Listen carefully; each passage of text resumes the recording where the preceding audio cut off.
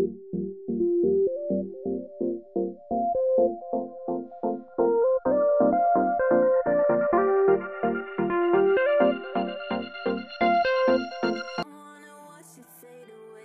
guys! Welcome back to my YouTube channel! And finally guys, magbabalik loob na ulit ako sa pag-upload ko ng mga videos ko dito sa aking YouTube channel. Kasi naman, marami akong isi-share sa inyo na magagandang videos, lalo na dito sa Canada. Especially mga nature trips namin ng ate at kuya ko na gagawin namin this summer dito sa Canada! Hey guys! Time check na tayo. It's already 8 AM in the morning na nga dito sa Canada at dadaan muna kami dito sa Starbucks para bumili ng kape ni kuya at ate. Then magpapagas na rin kami para naman full tank yung car na dala namin kasi almost 2 hours yung biyahe dun sa pupuntahan namin. And finally, start na kami magbiyahe. Then ito na nga yung view na makikita nyo dito guys. Countryside na siya. Then, sobrang ganda ng view. At dahil nga first timer ako at isa akong turista dito sa Canada, inayan na ako nila ate mag-nature trip for today's video. And ito na nga yung makikita nyo guys. Ang ganda ng view. At medyo nakatulog na nga rin ako sa biyahe kasi sobrang haba nga ng biyahe. And after an hour, ito na nga guys, malapit na kami sa pupuntahan namin. At nandito na kami ngayon sa may toll gate ng Waterton National Park. Magbabayad lang si kuya. At along the way, makikita nyo na talaga guys yung mga magagandang view dito, bundok dito sa pupuntahan namin. Grabe guys, dahil first time ko nga makakita ulit ng mga gantong kagandang bundok. Na-amaze talaga ako at dito pa nga yan sa Canada guys. Nandito na nga kami sa first stop namin guys, dito sa Bearsham. May hike kaming gagawin for almost 1 hour and 30 minutes.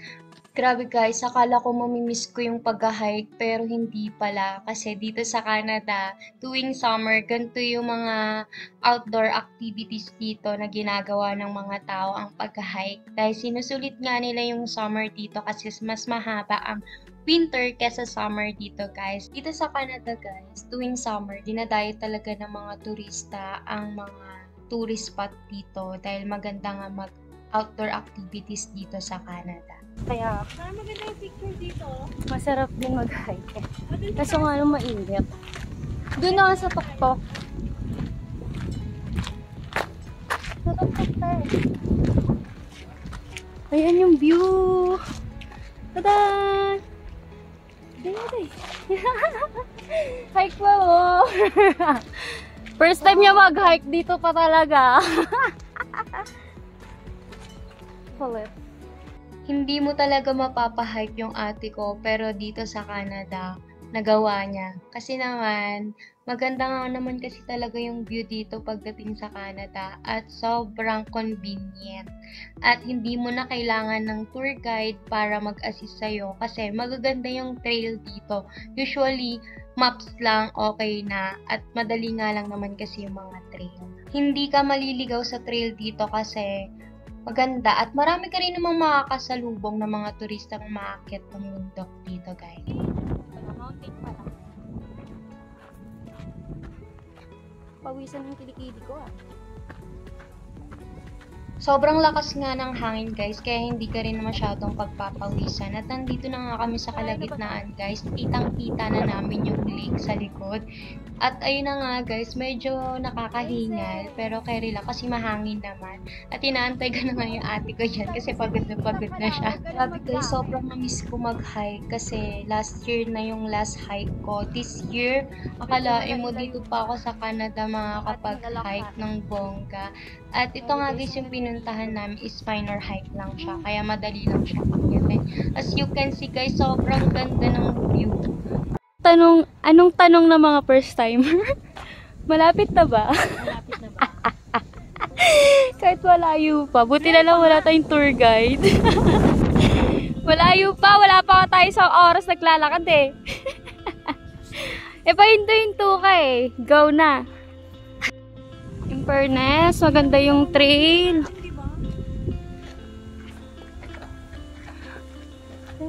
Madali lang siyang akyatin kasi maganda naman yung trail. Pataas nga lang. Ayun o, aakitin yan o. Let's go! Pagod na yate. Mas mabilis na lang to pababa, promise. Antayin mo na lang kami sa may upuan.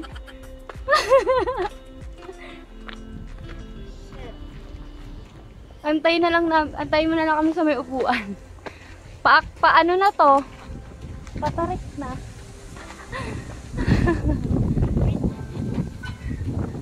Pagod na po siya. Ayan pa yung akyatin namin, oh. Gagi nga to.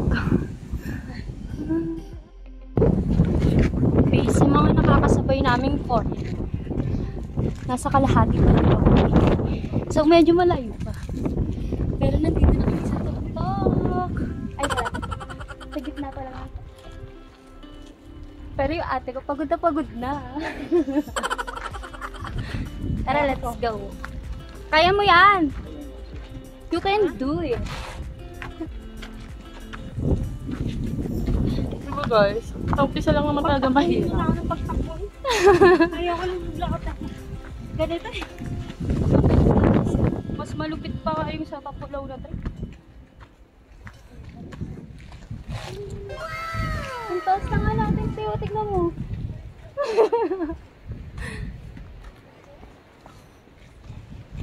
Marami pa kami pupuntahan for today's video. Ito lang muna, hike.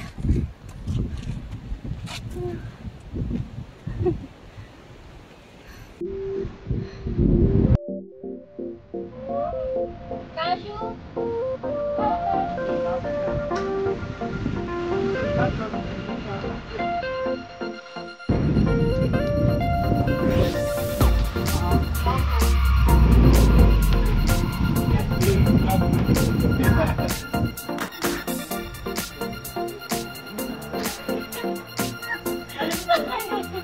Oh, bilis!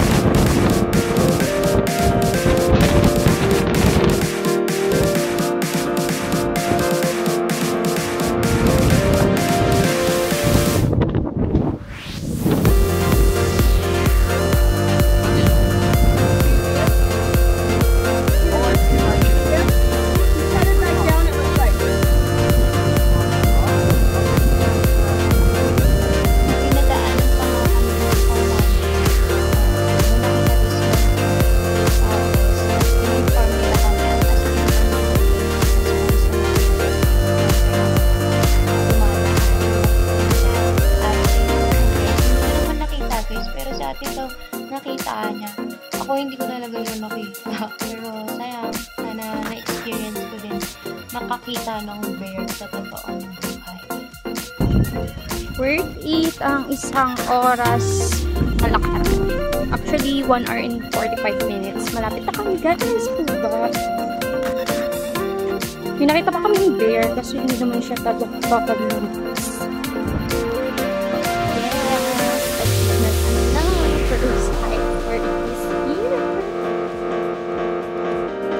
First hike international. Dito pa talaga sa pinagagawin. So happy. Are you happy?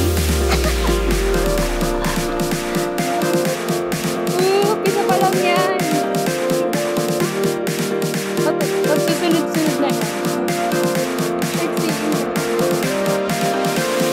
May Saturday, Sunday. Ay, camping nga pala yun.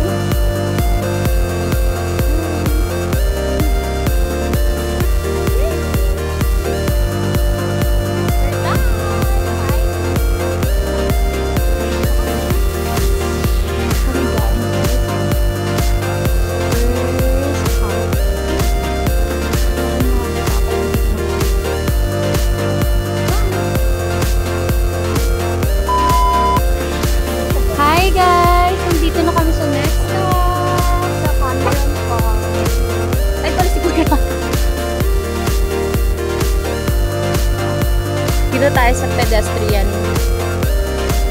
Oh, look at that! Ang ganda! Ang ganda ng falls! Eh, tayo dadaan, guys. So, ate. Ang ganda ng falls! Camera na. Check natin.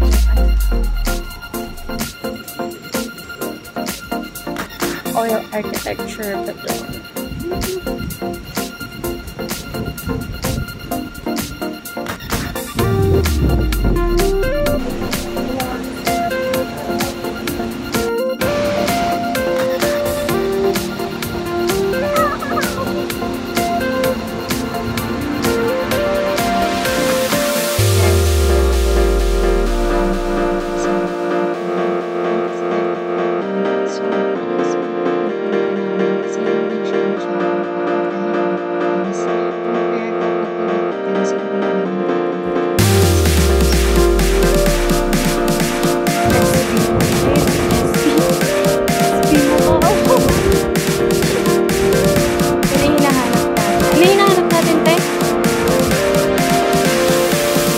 Thirsty bear daw. Ano yung mga ano dito guys yun? Kainan. Sa downtown. Aesthetic. Mas ibang bansa na pala nag-walk. Ayun na! Thirsty bear. Kitchen bar.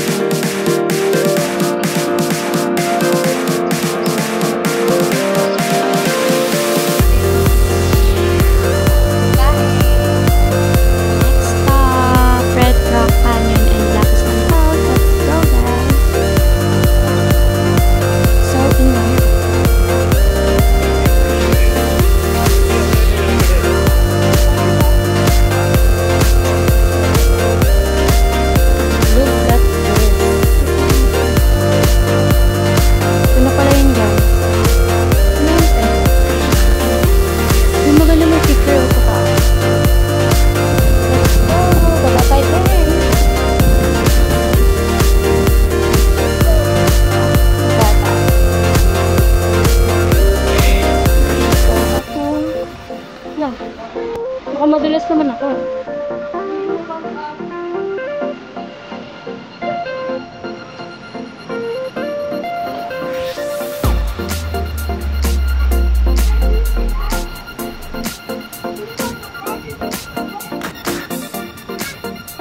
Lalakad na kami pa Blackstone Falls. Let's go.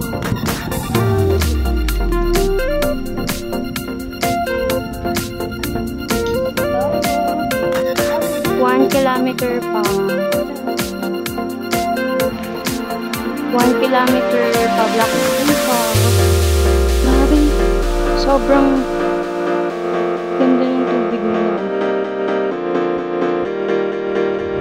Nandun pa yung falls. Where are you going? How many minutes?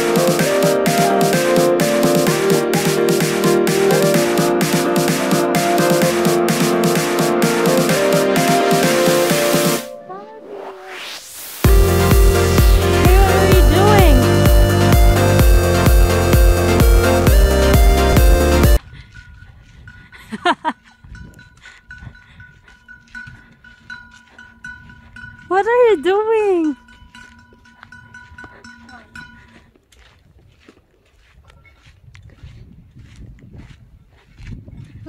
Tuyot na yung mga ano.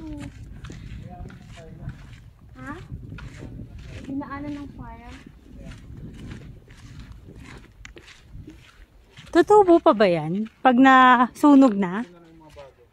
Oh. Sobrang init. The falls.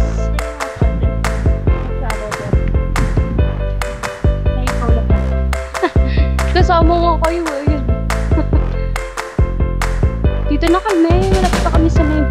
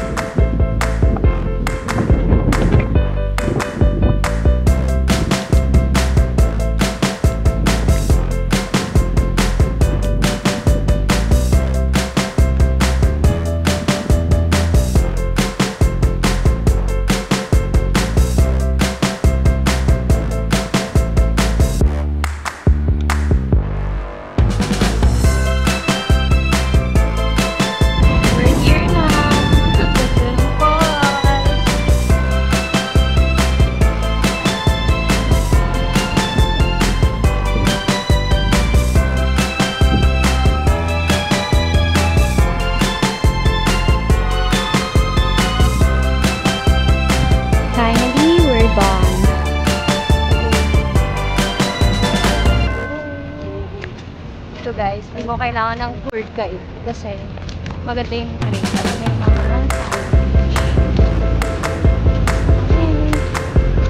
ikot na namin ang falls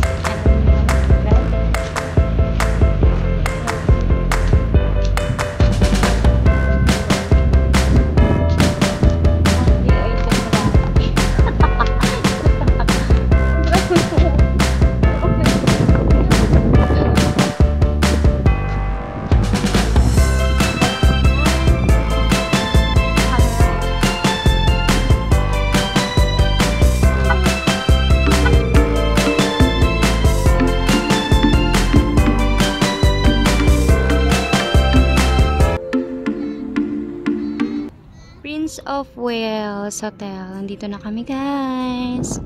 Ang ganda siya. Isa sa mga dinadayo. Guys, pasok tayo sa hotel.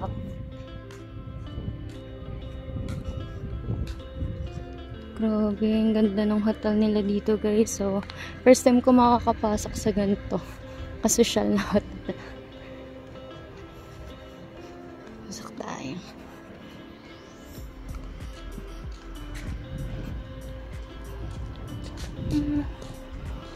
Ikaw, okay.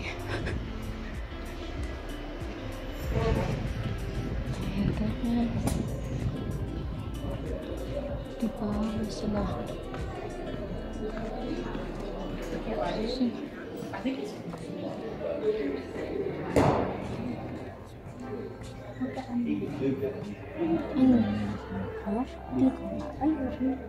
Ano order? May drinks sila. May drinks.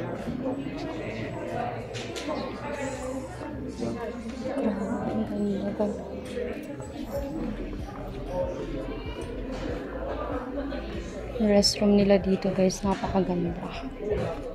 Yan guys.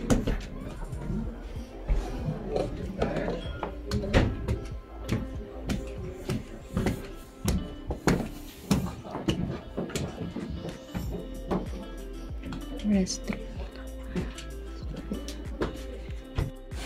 Ang ganda ng washroom nila guys. Look. Ang social. Diba? Oh, picture. Oh, kasi.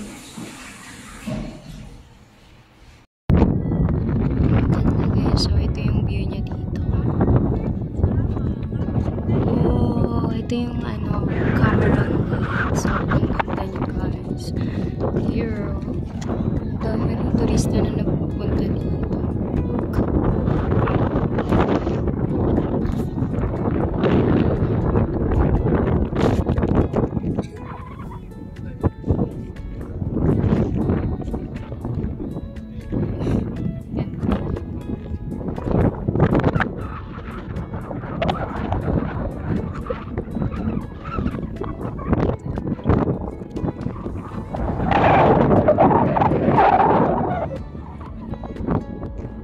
Cameron Lake.